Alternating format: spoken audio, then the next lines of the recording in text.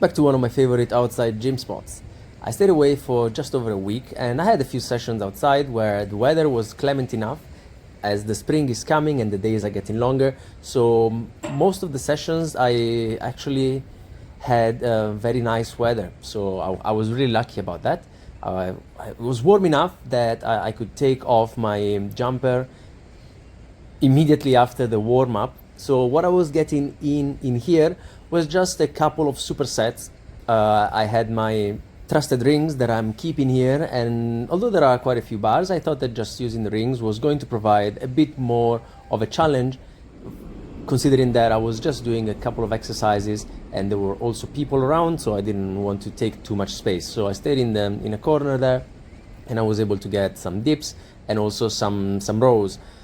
Nothing crazy, just the usual 2 working sets per exercise, and I was supersetting those 2 and staying as close to failure as I could. And by failure I mean technical failure, because especially with dips, the rings are creating enough instability that I don't really want to start grinding ugly reps with my elbows and my hands moving left and right. So I was getting just about 10 reps on dips and a few more on the rows, which are a bit easier. And my idea with these exercises is to pair a pushing exercise and a pulling one, having the first one being a bit harder on a technical level and intensity wise, and then moving on to something that is a bit easier that I can push for a few more repetitions. And because these are somewhat taxing, they're both compound movements, and the rings kind of make them slightly harder, at least the dips. It's good to have them close to each other, and it makes things flow much faster, and the session is done in a timely and speedy manner. As usual with rings, since I don't really use them that often, only in the times when I'm coming back here, I am always kind of staying conservative in the intensity that I want to apply to these. I don't really want to go very high in repetitions and burn myself out, because there is always that little relearning curve that involves moving with rings. And what I was doing here was also a small isolation arm superset, I can call this. So what I was doing was some overhead tricep work, superset with some bicep work as well. And the rings, once again, are just amazing for this. The versatility that they provide is just unmatched, whilst also being very fun and providing a bit more difficulty when it comes to the exercise that can be performed on those. And the session itself was very simple in terms of structure. The equipment available wasn't really lending itself to anything lower body related, so what I did was taking a quick jog to this place so that I could actually get some blood flowing, the body temperature up. So by the time that I was here, and I was doing a couple of sets of easy scapular pulls and just a general movement to get the blood flowing in the upper body, I was ready to roll with the working sets. And what I was doing was then a couple of compound movements that I was supersetting on top of each other, and then a couple of isolation movements for the arms that were pairing nicely with the fact that I wasn't really using my elbows too much. The rows weren't really too heavy. Maybe if I had done some pull-ups, I would have probably skipped the bicep work and done something else instead.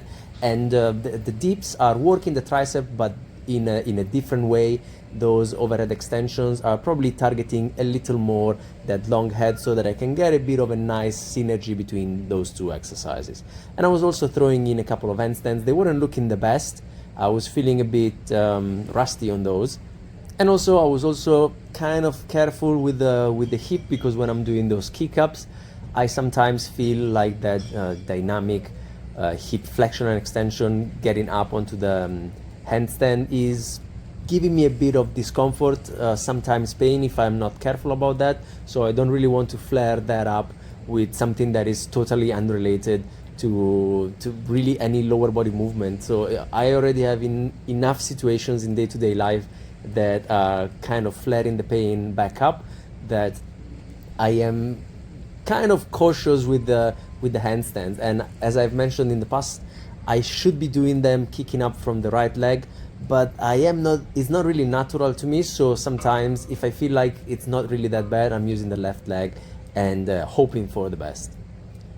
And although I spent over a week here, I didn't really do too many sessions in here. One, because I knew that it was going to be busy, especially in the evenings. And since I had a lot of friends and family to see, it ended up being fairly busy. So I decided that on the days where I was going to do some sports, and I did quite a few, I was lucky enough to spend a couple of days during the weekend skiing with a friend, snowboarding. So those 2 days were totally devoted to that. And the other days where I was playing sports, I was doing some basketball that I had not done in a very long time, and then volleyball and football with friends. I thought that I might get an extra strength session in, but then I opted to just take it a bit easier, so just cruising through minimum effective volume on these movements on rings, and then getting some sports that I don't really usually do, and it's always very fun.